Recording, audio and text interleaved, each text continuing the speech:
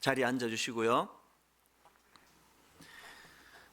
흔히들 이 기독교는 역설적인 종교다 이런 말들을 하곤 하는데요. 제가 이 역설적이라는 단어를 사전을 찾아보니까 이렇게 설명을 붙여놓았습니다. 어떤 주장이나 이론이 겉보기에는 모순되는 것 같으나 그 속에 중요한 진리가 함축되어 있는 것을 말한다. 또 이 역설이라는 단어도 그 사전을 찾아보니까 비슷하게 설명합니다. 일반적으로는 모순을 야기하지 아니하나 특정한 경우에 논리적 모순을 일으키는 논쟁이다. 모순을 일으키기는 하지만 그 속에 중요한 진리가 함축되어 있는 것으로 간주한다. 이 역설적이라는 단어나 이 역설이라는 단어가 설명하는 걸 보면은 우리 기독교는 확실히 역설적인 종교가 맞습니다. 지금 우리가 살펴보고 있는 이 마가복음에서도 이런 역설적인 진리를 많이 발견하는데요. 예를 들면은 마가복음이 1장 1절에서 이렇게 말씀을 시작하지 않습니까? 하나님의 아들 예수 그리스도의 복음의 시작이라. 여기 보니까 예수님께 부여된 칭호가 두 가지인데요. 하나는 그리스도라는 칭호고 그리고 또 하나는 하나님의 아들이라는 표현이 그것을 뒷받침하고 있습니다. 여기 나와 있는 그리스도는 히브리어 메시아를 헬라어로 번역한 것인데요. 기름 부음 받은 자 이런 뜻을 가지고 있습니다. 그런데 제가 마가복음 그 첫 설교를 할 때 말씀드린 것 같은데요. 이 마가복음의 1차 수신자는 로마 사람들입니다. 그러니까 로마 문화권에 살던 로마 사람들 입장에서 메시아라는 이 기름 부음 받은 자라는 이게 무슨 뜻인지를 전혀 모릅니다. 이 기름 부음 받은 게 뭐지? 그래서 이 마가복음을 기록한 마가가 바로 이런 로마 사람들을 배려하기 위하여 맨 앞에다가 표현해 놓은 게 그게 하나님의 아들이라는 보완 설명입니다. 왜냐하니까 그 당시 로마에서 이 하나님의 아들이라는 명칭은 그건 그 로마 황제, 그러니까 로마 황제는 제국의 수호신으로 통치한다 이런 뜻으로 로마 황제 가이사에게 사용되던 명칭이 하나님의 아들이라는 명칭입니다. 그러니까 지금 마가가 서두에 예수 그리스도를 하나님의 아들이라고 표현한 것은 한마디로 말하면 로마 문화권에 사는 사람들에게 예수 그리스도는 왕으로 오신 분이다 이걸 강조하기 위해서 덧붙인 표현이라고 그렇게 말씀을 드릴 수가 있습니다. 여기 나와 있는 그 복음이라는 표현도 마찬가지입니다. 예수 그리스도의 복음의 세계라고 하는 이 복음이라는 것은 기쁜 소식이라는 뜻을 가진 유앙겔리온인데요. 박윤만 교수님이 쓴 책에 보니까 그 당시 로마 사람들에게는 이 유앙겔리온은 세 가지 의미로 사용되었다는 겁니다. 첫째는 신의 아들로 알려진 황제가 탄생했을 때 이 기쁜 소식이라는 이 유앙겔리온이라는 겁니다. 그런가 하면 두 번째로 황제의 즉위, 이 황제가 즉위하는 우리를 다스리는 황제가 즉위하는 이 기쁜 소식이 유앙겔리온. 그런가 하면은 또 세 번째로 이 유앙겔리온이 어떤 데 쓰여지느냐, 전쟁에서의 승리의 소식을 이걸 유앙겔리온이라 그러는 겁니다. 이 세 가지 경우에 유앙겔리온이라는 단어를 사용했다고 하는데요. 이런 의미에서 이 로마서 1장 1절에서 강조되는 건 딱 하나입니다. 왕으로 오신 예수 그리스도 혹은 승리하신 예수 그리스도, 이거를 드러내기 위해서 1장 1절에서 이 선포가 일어났다는 것입니다. 이게 마가복음에서 강조하는 굉장히 중요한 포인트 중에 하나고요. 그런가 하면은 이 마가복음이 강조하는 포인트가 하나 더 있습니다. 이 마가복음의 중요한 주제는 종으로 오신 예수 그리스도. 그래서 이 마가복음의 핵심 구절을 보통 마가복음 10장 45절이다 이렇게 분석들을 합니다. 인자가 온 것은 섬김을 받으려 함이 아니라 도리어 섬기려 하고 자기 목숨을 많은 사람의 대속물로 주려 함이니라. 이렇게 마가복음은 종으로 오신 예수 그리스도를 강조하는 성경인데요. 사실 이 마가복음을 읽어보면은 전개가 엄청 빠릅니다. 속도감이 많고요. 설교하고 이런 건 별로 들어가지를 않고 사건 중심으로 굉장히 스피디하게 이것이 전개가 되는데, 왜 이렇게 속도감 있게 진행하는가 보니까 이 마가복음의 초점은 그 방향을 십자가를 향해 나아가시는 예수님에게 맞추어져 있기 때문입니다. 범죄한 인간을 죄에서 구원해 주시기 위하여 종의 종으로 오셨는데 어디까지 가시는 겁니까? 십자가의 자리까지 가시는, 희생하시는 예수 그리스도. 그래서 마가복음은 한편으로는 왕으로 오신 예수 그리스도를 강조하는가 하면은 또 다른 한편으로는 종으로 오신 예수 그리스도, 섬기러 오신 예수 그리스도, 이거를 강조하는 겁니다. 사람들 생각에 이 세상 왕이라는 그 자리는 섬김을 받는 자리인데, 아니 예수 그리스도가 왕으로 오셨다는데 또 섬기러 오셨다. 이게 매치가 잘 안 되는 거 아닙니까? 그러니까 혼란스러운 거예요. 그래서 기독교는 역설의 종교라고 하는 거 아닙니까? 바로 오늘 본문에서도 이런 그 역설적인, 그래서 혼란스러운 모습이 두 갈래로 나타나는 것을 볼 수 있는데요. 오늘 본문에 보면은 이제 들러리 세례 요한이 이제 지나가고 드디어 이제 주인공 되시는 예수 그리스도가 등장을 하시는 그런 내용이 오늘 본문에 나오는데요. 이 예수님의 등장 자체가 엄청 충격적이에요. 9절에 보니까 그때에 예수께서 갈릴리 나사렛으로부터 와서 요단강에서 요한에게 세례를 받으시고, 평범해 보이는 것 같지만 이 9절에는요 예수님의 모습과 관련한 엄청난 충격 두 가지가 담겨져 있는 겁니다. 이 9절에서 발견되는 메시아 대신 예수님의 그 충격적인 모습 두 가지가 뭐냐? 첫째로요, 메시아라고 오신 예수님인데 이 나사렛이라고 하는 의외의 장소에서 나타나셨다는 게 충격적이에요. 도널드 잉글리시라는 분이 마가복음 강해라는 책을 썼는데 거기에 이런 대목이 나옵니다. 갈릴리는 전혀 들어보지 못한 동네, 구약 및 다른 유대 자료들을 보면 메시아의 고향이 될 것이라는 이런 방구의 언급도 없는 낯선 동네였던 것이다. 1세기에 이 복음서를 듣는 사람들에게 이 사실이 얼마나 충격적이었는지 상상해보라. 아니 어떻게 메시아가 저런 듣지도 보지도 못한 저런 총구석에서 나타날 수 있느냐? 이게 충격적이라는 겁니다. 여러분 그 나사렛과 관련한 유명한 말씀 다 아시죠? 요한복음 1장 46절, 나다나엘이 이르되 나사렛에서 무슨 선한 것이 날 수 있느냐? 이 말의 포인트가 뭡니까? 이 그만큼 나사렛이 전혀 알려지지 않은, 볼품없고 뭔 새로운 게 나올 수가 없는 그런 초라한 지역이라는 걸 강조하는 거 아닙니까? 실제로 그 학자들의 그 자료를 보면은 그 당시 나사렛 인구가 2,000명 이하, 그러니까 조그만한 그 작은 마을, 동네, 이렇게 상상할 수 있는 데가 나사렛입니다. 사실 메시아를 왕으로 기대하던 유대인들 모두는 다 메시아와 관련한 어떤 로망이 있습니까? 어떤 기대가 있습니까? 그들이 기대하는 이미지가 하나 있는데요, 다윗 왕과 같은 강력한 힘과 권력을 가진 모습으로 나타나실 메시아의 모습, 이거를 갈망한 거 아닙니까? 지금도 이스라엘 사람들이 가장 존경하는 인물 중에 한 사람이 다윗 왕이라 그러더라고요. 오죽하면은 국기에다가 다윗의 별을 그려놓았겠냐고요. 이처럼 이스라엘 사람들은 강력한 힘과 권력을 가진 메시아를 기대하고 기다렸는데, 아니 당연히 메시아시라고 한다면 예루살렘이라고 하는 정치의 중심, 경제의 중심, 중요한 인물이 포진해 있는 예루살렘에서 오셔야지, 그 듣지도 보지도 못한 나사렛이라는 그런 데서 오실 수가 있느냐? 더군다나 아무런 힘도 없는 목수의 아들로 오시다니, 이게 혼란인 거예요. 이게 충격인 겁니다. 그런가 하면 오늘 본문에서 발견되는 충격적인 모습이 하나 더 있는데, 두 번째로 뭐가 충격이냐? 세례를 받으시려는 의외의 행동을 보이시는 예수 그리스도예요. 9절에 그때 예수께서 갈릴리 나사렛으로부터 와서 요단강에서 요한에게 세례를 받으시고, 하이델베르크 교리 문답 73문답에 보면은 이 세례를 이렇게 설명합니다. 세례라는 것은 죄 씻음에 대한 신적 약속과 표이다.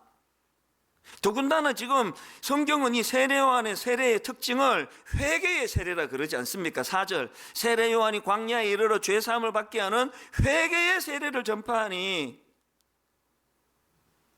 아니 그런데 메시아로 오신 그분이 세례를 받으시겠다는 겁니다.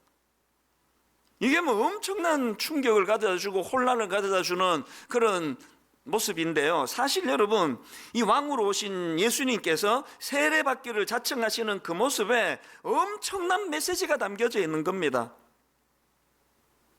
군림하는 세상 왕과는 확연히 다른 행보, 군림하는 왕과는 완전히 다른 그런 길을 걸어가시는 예수 그리스도를 예고하는 거거든요. 인간 권력자들은 어떻습니까?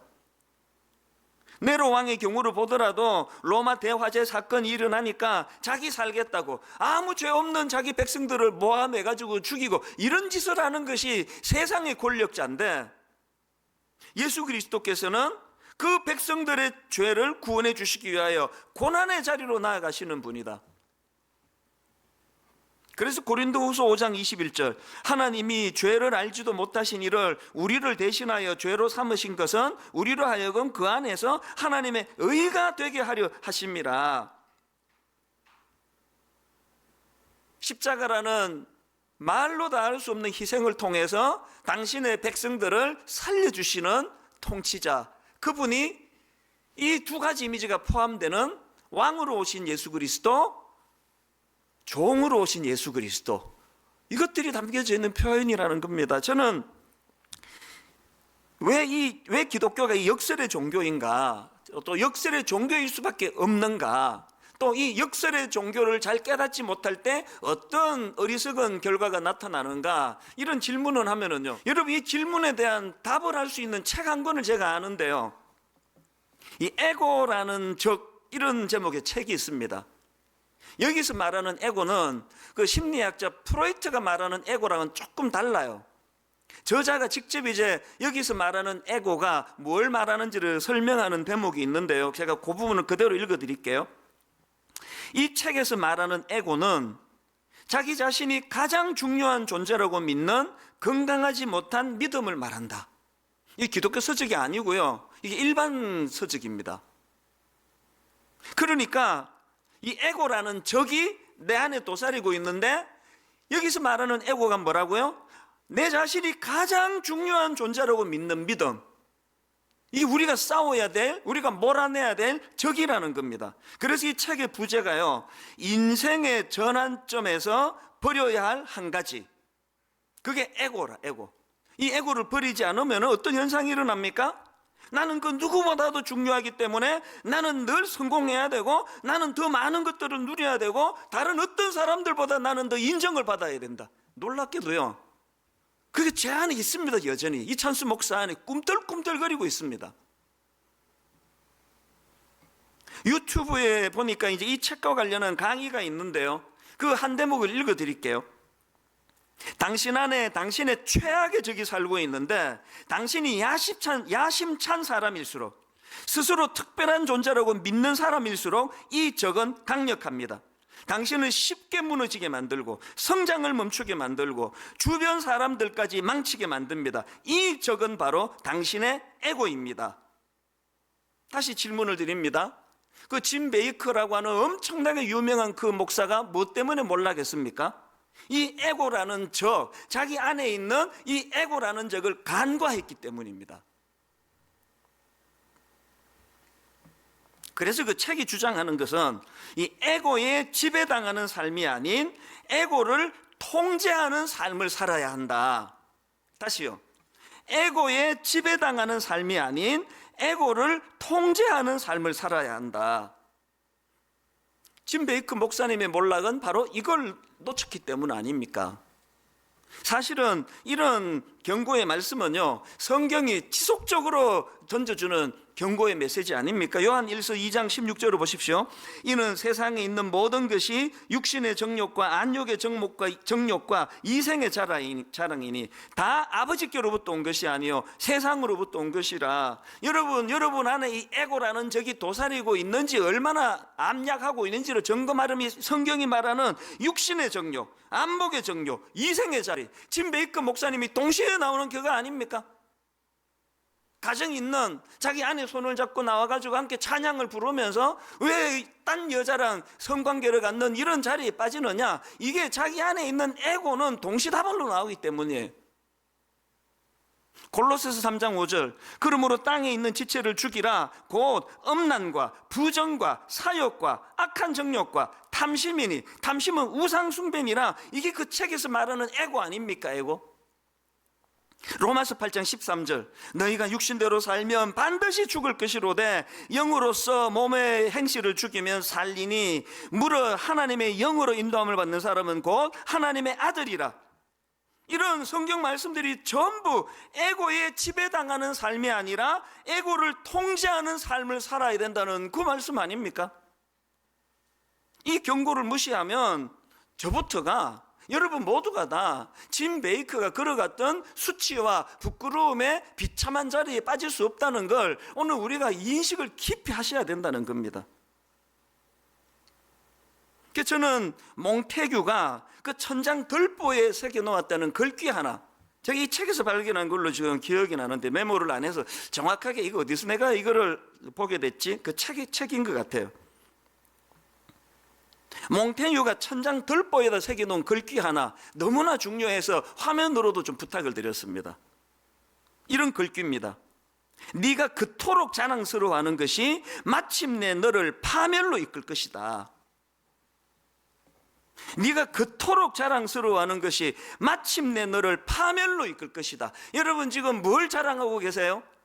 주님 안에서가 아닌 내 이 자아에 의해서, 내 에고에 의해서 지금 자랑하고 있는 세상적인 그 무엇이 있습니까?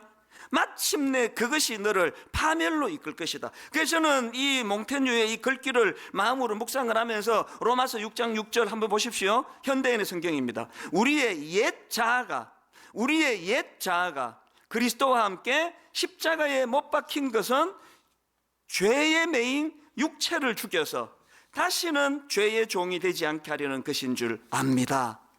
이 말씀이 우리에게 경고하는 말씀이 뭔지 아시겠죠? 우리는 늘 이 에고라는 적, 성경으로 말하면 이 옛 자라고 하는 이 적을 늘 우리가 이것과 싸워야. 요즘에 이 코로나 바이러스 문제로만 온 나라가 지금 두려움에 빠져 있는데, 그 과정에서 신천지라고 하는 단체가 지금 이슈의 핵심으로 떠오르고 있지 않습니까? 그래서 막 여러 매체에서 또 신문에 또 뉴스에 텔레비전에 지금 이 신천지와 관련된 기사들이 이제 속출을 하게 되면 엄청 많이 나오고 있는데요. 저는 지난주에 이 신천지와 관련된 기사 2개를 읽고 각각 다른 내용의 기사인데요. 이것이 한 주일 동안 얼마나 저에게 깊은 묵상을 가져다 준지 모릅니다. 두 기사 중에 한 기사는 신천지를 한마디로 말해서 딱 이렇게 묘사하더라고요. 욕망 자극, 상징투성이. 쭉 이제 이 신천지에 대한 욕망 자극이 뭘 의미하는지를 쭉 설명을 하고는요, 그 기사 맨 마지막에 이게 제가 옮겨 적어 놓고 참 며칠 동안 마음으로 두려움으로 묵상하는 그런 내용인데 한번 들어보십시오. 어쩌면 신천지는 욕망이 욕망을 잡아먹는 곳이다. 육신을 가진 채 영원히 산다는 인간의 가장 원초적인 욕망 말이다. 나는 묻고 싶다. 그 욕망을 무너뜨리지 않고서 우리가 과연 예수를 만날 수 있을까? 그런 욕망을 아는 채 과연 십자가를 통과할 수 있을까? 십자가를 통과하지 않고서 어떻게 하늘에 닿을 수 있을까? 여러분, 이 기사는요, 예수 안 믿는 종교부 기자가 쓴 글이에요. 예수 안 믿는 종교부 기자가 쓴 이 무서운 진리의 포인트를 저는 두려움으로 수없이 읽었습니다. 나는 묻고 싶다. 그 욕망을 무너뜨리지 않고서 우리가 과연 예수를 만날 수 있을까? 그런 욕망을 아는 채 과연 십자가를 통과할 수 있을까? 십자가를 통과하지 않고서 어떻게 하늘에 닿을 수 있을까? 오늘 한국교회가 코로나 바이러스라고 하는 너무너무 가슴 아픈 현실을 맞았는데, 이거야말로 우리가 회개하며 하나님께 나아갈 절호의 기회라고 생각합니다. 습기가 있는 곳에 반지하에 곰팡이가 쓰는 거 아닙니까? 제가 본 또 다른 한 기사가 이랬습니다. 머리 기사가 이렇습니다. 또 다른 신천지 점점점 한국에 하나님 20명, 재림 예수 50명이 있다. 신천지 하나 어떻게 해가지고 해결될 문제가 아니고요. 그래서 저는 두 가지 당부를 드립니다. 첫째가 뭐냐? 여러분, 신천지에 속아 넘어간 분들 정죄하지 마시기를 바랍니다. 이분들도 피해자들이에요. 잘 믿어보려고 했기 때문에 이런데 미혹하게 넘어간 거 아닙니까? 지금은 누구를 비난할 때가 아니고 정말 그분들이 주님 앞으로 다시 돌아올 수 있는 너무나 좋은 기회라는 것 저 알거든요. 어떻게 쓰든 다시 주님의 진리 안으로 돌아올 수 있도록 성령께서 은혜 주시도록 기도해야 될 때예요. 그런가 하면은 두 번째 당부가 뭐냐? 여러분, 그들이 돌아올 수 있도록 우리 기성교회가 이 영적인 건강성을 회복해야 돼요. 습기를 없애야 곰팡이를 제거할 수 있는 거 아닙니까? 그러기 위해서 여러분, 먼저 왕으로 오신 예수 그리스도, 종으로 오신 예수 그리스도 가운데 왕으로 오신 그분 앞에 통치를 받아야 돼요. 세상 가치관이, 이 에고가 우리를 장악하고 있는 시대이기 때문에 왕으로 오신 예수 그리스도, 주님 우리를 다스려 주시기를 원합니다. 주님 통치권 안에 들어가기를 원합니다. 여러분, 왕으로 오신 그분의 다스림을 받지 않고는 우리 힘으로는 내 안에 있는 에고라는 적을 물리칠 수 없습니다. 조금 전에 고백했잖아요. 목사인 제 안에서 꿈틀꿈틀거리는 게 에고예요. 여전히 더 주목받고 싶고, 여전히 교회도 키우고 싶고, 매주마다 성도님들에게 어떻게 해서든지 간에 헌금 많이 나오는 주간이 되게 만들고 싶고, 그 본능이 제 안에 꿈틀꿈틀거리고 있는 걸 부인할 수가 없습니다. 그렇기 때문에 어떻게 해야 된다고요? 세상 왕 가이사의 영향을 받는 것이 아니라, 악한 왕 로마의 네로의 영향을 받는 것이 아니라, 왕으로 오신 예수 그리스도, 그분의 다스림을 받아야 돼요. 그분의 영역으로 들어가야 돼요. 그분의 영역으로 들어가야, 그래야 왕으로 오신 예수 그리스도의 다스림을 받아야 종으로 오신 그분의 섬김을 우리도 따를 수가 있습니다.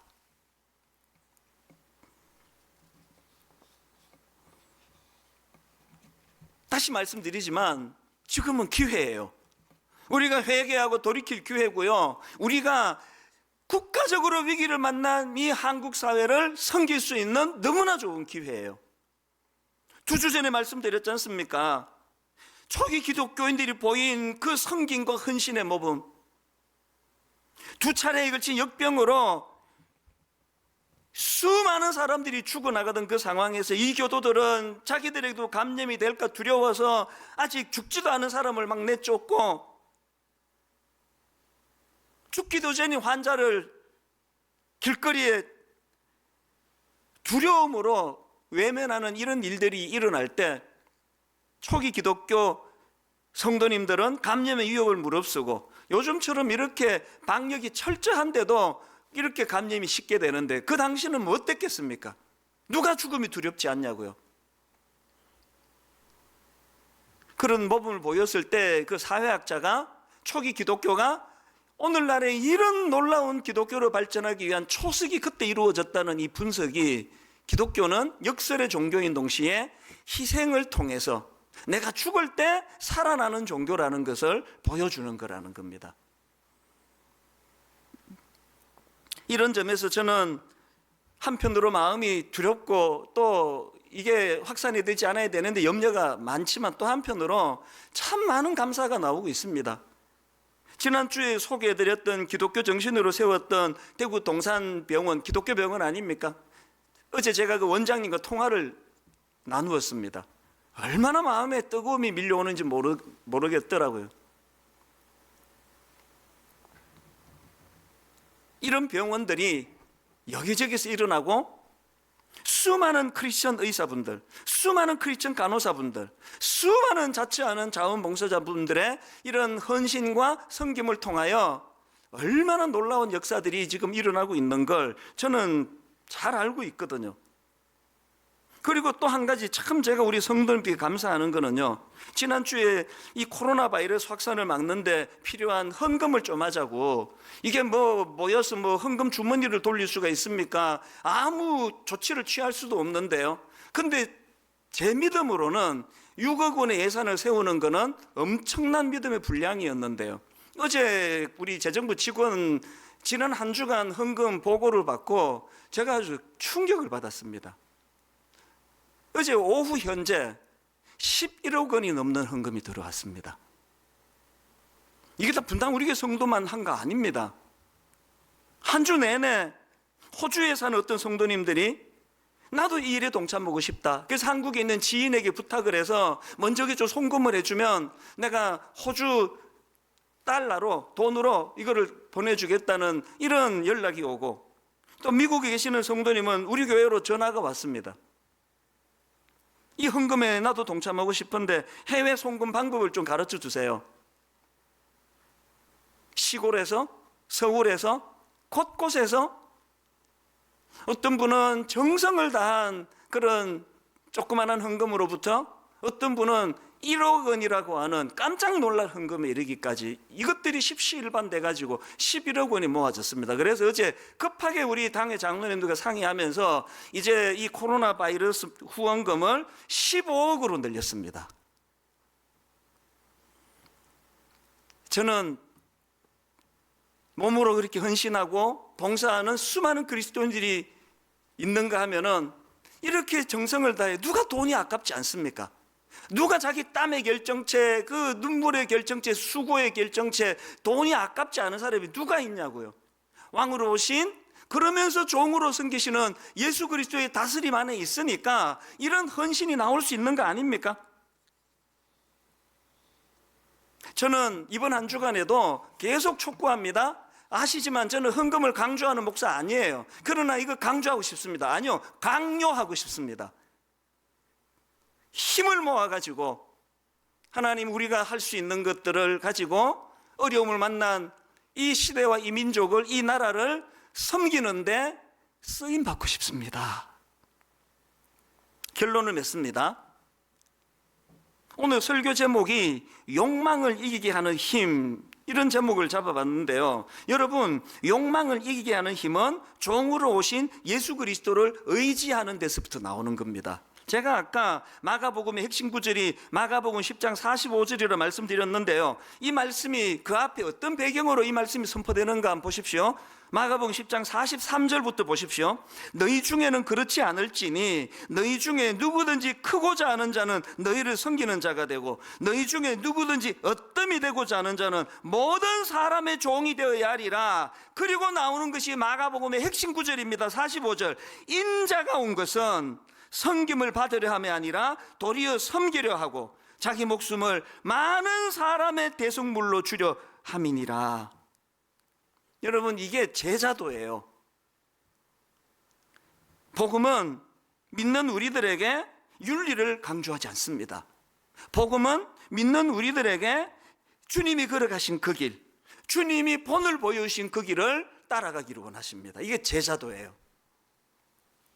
결론을 맺으면서 저는 두 가지 부탁을 드립니다. 먼저 분당 우리 성도님들한테 부탁합니다. 이번 한 주간 여러분 지난 2주 동안에 설교했던 1만 성도 파송 운동의 정신 1, 1만 성도 파송 운동의 정신 2, 이 두 편의 시리즈 설교를 찬찬히 다시 한번 들어보셔야 됩니다. 그래야 1만 성도 파송 운동의 정신을 우리가 파악하고 이해하게 될 수 있다고 생각합니다. 그런가 하면 두 번째 당부가 있다면 지금 21일 기도회가 은혜롭게 진행이 되고 있거든요. 지난 주간에 여건이 안 돼가지고 참여를 못하신 분 괜찮습니다. 오늘부터 하세요. 이 예배가 끝나면서 바로 하시기 바랍니다. 느헤미야라고 하는 인물을 통하여 민족이 위기를 당할 때 어떤 자세와 어떤 능력을 가지고 임해야 되는지를 우리 21일 동안, 그래서 예배당에 와서 예배를 못 드리는 것이 신앙의 후퇴가 되고 변질의 출발이 되는 것이 아니라 오히려 영적으로 충만한, 하루에 3차례 새벽 5시 20분이나 오전 10시나 저녁 8시나 자기가 가장 좋은 시간을 택해서 여러분 이 21일 위기의 때에 드리는 이 21일 이 기도에 참여해 주시기를 바랍니다. 그래야 우리 힘이 아니라 주님이 주시는 힘으로, 그래야 내 모습이 아니라 주님의 모습을 닮아가는 차원에서의 희생과 십자가 헌신이 우리에게도 일어나게 될 줄로 믿습니다. 너희 중에 누구든지 크고자 하는 자는 너희를 섬기는 자가 되고, 너희 중에 누구든지 어뜸이 되고자 하는 자는 모든 사람의 종이 되어야 하리라. 인자가 온 것은 섬김을 받으려 함이 아니라 도리어 섬기려 하고 자기 목숨을 많은 사람의 대속물로 주려 함이니라.